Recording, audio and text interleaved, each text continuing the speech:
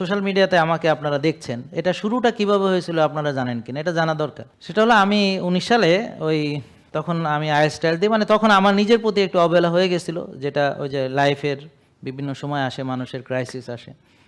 আমার ক্রাইসিসটা ছিল খুবই মজার। কীরকম যে আমার ক্রাইসিসটা একটা ভালো আর কি, খারাপ কিছু না। এই যে আপনাদেরকে নিয়ে কাজ করার একটা আমার ছিল যে আমি যে বিদ্যা শিখছি এটা ডিসেমিনেট করা, মানুষের ভিতরে ছড়ানো, এই নলেজটা মানুষের ভিতরে দেওয়া। তো কিভাবে দেওয়া যায় এটা একটা, এখন আমি কি এটা করব? আর ওদিকে আমার ইউনিভার্সিটি অফ এডিনবারাতে স্কলারশিপ হয়েছে, আমি ইংল্যান্ড চলে যাব, ওটা ফুল ফান্ডেড স্কলারশিপ ছিল। ওদিন দেখেছেন ডক্টর নাজিম আসছিল, ও আমার সঙ্গে একই সঙ্গে, আমরা দুজন আইসিডি এডবিতে, ও আইসিডিতে ছিল। তো ও অলরেডি পিএইচডি কমপ্লিট করেছে, অলরেডি 4 বছর পরে আবার দেশে এখন চলে ব্যাক করছে। তো আমার তখন স্কলারশিপ হয়ে গেল, আমি আইএলটিএস টাইলস দিয়ে রেডি। তখন আমার একটা কনফ্লিক্ট কাজ করতেছে যে আমি এই যে এখন যে কাজটা করতেছি এটা করব নাকি আমার ক্যারিয়ারের জন্য আমি শিফট করব।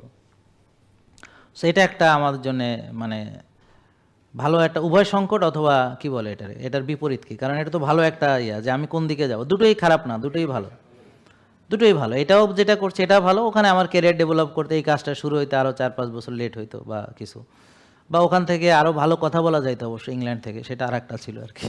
তারপরে সরাসরি হয়তো আমি আপনাদের হেল্প করতে পারতাম না, বা প্রতিষ্ঠান তৈরি করাটা হয়তো সম্ভব হইতো না, কারণ ইনস্টিটিউশন দাঁড়া করানো খুব ইম্পর্টেন্ট। কারণ আমি মরে গেলে যেন ইনস্টিটিউশনটা থেকে যায়, নাহলে আমার বিদ্যা আমার সাথে চলে যাবে। সো এটা একটা ইম্পর্টেন্ট। তো অনেক কিছু বিষয় নিয়ে তো তখন আমি একটু নিজের প্রতিও অবহেলা হলো। তো আমি বললাম এনাফ ইজ এনাফ। তো আমি একটা চ্যালেঞ্জ দিলাম যে 21 দিনে আমি কয় কেজি কমবে, আমি সকাল বিকাল যা যা করি সব ভিডিও আকারে ফেসবুকে দেই।